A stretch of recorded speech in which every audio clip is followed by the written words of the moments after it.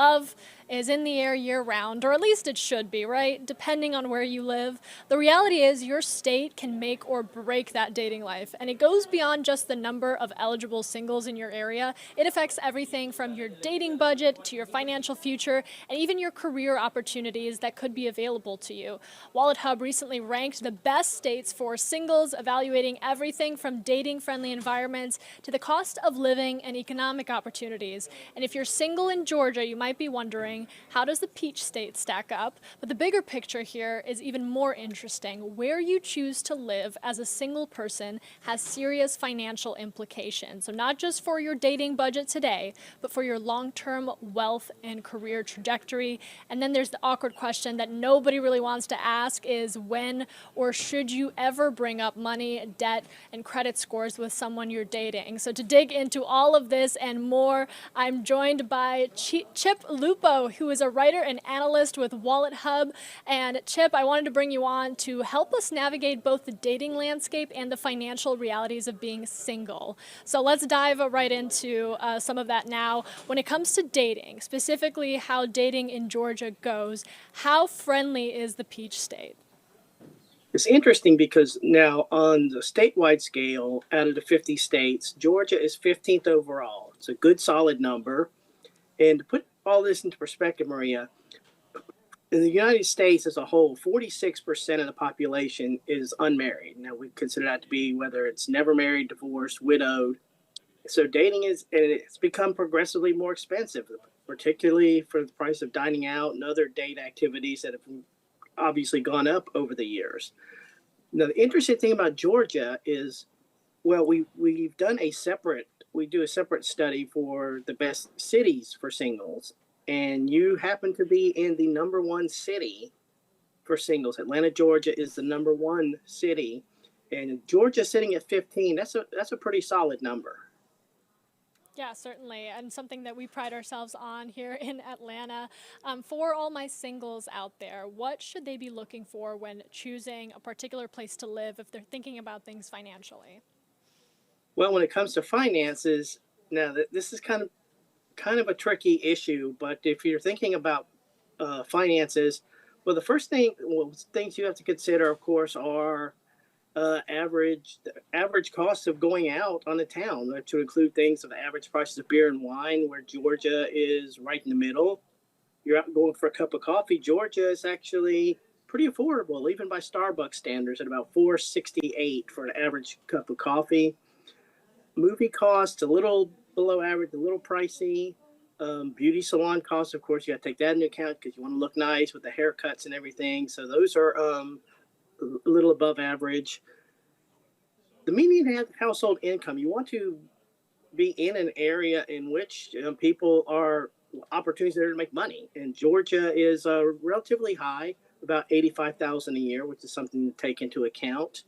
The flip side, though, is that statewide, and again, it's kind of a touchy issue, but the median credit score in Georgia is 682. Now, to put that in perspective, 700 is considered good credit. Slightly below that is fair credit. So Georgia as a whole sits at fair credit. Not the end of the world. I mean, you can still get approved for pretty much any type of loan, but you'll be paying a lot more interest. And if you're looking at a credit card, you'll probably get a credit card with a lower credit limit. Yeah, and I'm glad you bring up the credit score because I touched upon this when we started. Is it ever appropriate, and when should you ask somebody about their financial situation, particularly that credit score, and knowing and understanding what level of debt they might be in? Well, the relationship would have to be pretty serious. It would have to progress over probably several weeks or months. But you can always look for red flags along the way. I mean, how generous do they tip? Where are you going? I mean, is your date, are you feasting on Happy Meals at McDonald's, or you have to be a little observant and notice some particular clues on how folks manage their money. Whether it's if you're with someone who's constantly getting calls from collection agencies, that's obviously a red flag. But you can kind of pick up things along the way. But it has to be progressed pretty seriously before the conversation even comes up. Now, of course, there are kind of clandestine type ways to investigate someone's finances, for example. But that's probably not a very that's not a good signal of trust there. And certainly, if they're getting a call from collections, that should tell you a lot. Maybe don't go and pull a private investigator on your newly beloved. I did want to ask, we talk about. Or if you're out and someone's credit card gets declined for whatever reason, that's probably That's a not a good good one. thing. It's the little things you don't think about, but then they come up, and you're like, huh. I guess I have to think about that a little more. How our finances blend. Yeah, once maybe it's kind of an honest mistake or an oversight, but if it's a constant pattern, then that's probably a red flag that needs to be looked into. Absolutely. What tips do you have for saving money while dating? Because I know we talk about how much spending goes up when you get into a relationship or when you are meeting people, but there are still ways that you can look out for yourself financially, right?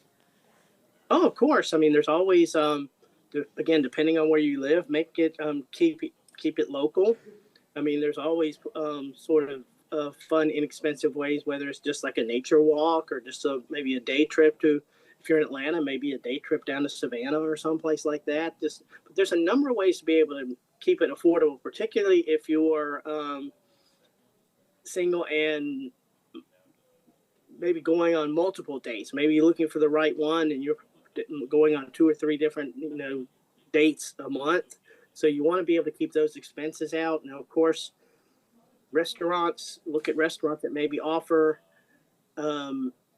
loyalty rewards. Now, you don't want to come across as a cheapskate, but then again, if you're showing your date that you're thrifty and frugal, that might be a turn on for a lot of folks. Yeah, and we live in the modern age with technology. Are there any economic benefits of, say, virtual dating that you see leading to narrowing down that potential face-to-face expense? There's economic factors there too, but there's a safety factor there too, because you have to be very, very careful, because a lot of times they're not what they seem, because anyone can make themselves look good on an online profile. So you have to be very, very careful and really very, very diligent if you're going to online profile. But the economic ramifications are definitely there, particularly if you're single and in the process you're able to weed out maybe the less desirable candidates that way without it costing you an arm and a leg. Yeah, and there is dangers to, as you mentioned, virtual dating. The romance scams are up there for something that is regularly flagged for consumers, is to watch out for the person that you're meeting online, and you could lose money to them too. Yep, that is a common scam, so you have to be on the lookout for that also. Absolutely. Now, Chip, local authorities, should they be working with states to make it more attractive for single professionals? I mean, we talked about this varying state to state. Should there be some level of involvement, and if so, how? Well, local authorities can do more to at least make it a safe environment. I mean, especially because a lot of dating activities take place in downtown areas where there's a lot of congestion and there's always a threat of crime. So I think local officials can do more to make them at least safer for singles. Absolutely. We're talking with Chip Lupo with WalletHub. Thank you so much for joining us. And again, we have this new show for you, Getting By Better. We are joining you weekdays at 3:30, both on air and online and streaming right here on ANF Plus. So make sure you check it out. Fantastic tool. And we're going to talk about everything and anything pertaining to money, the economy, and your finances. Stick with us.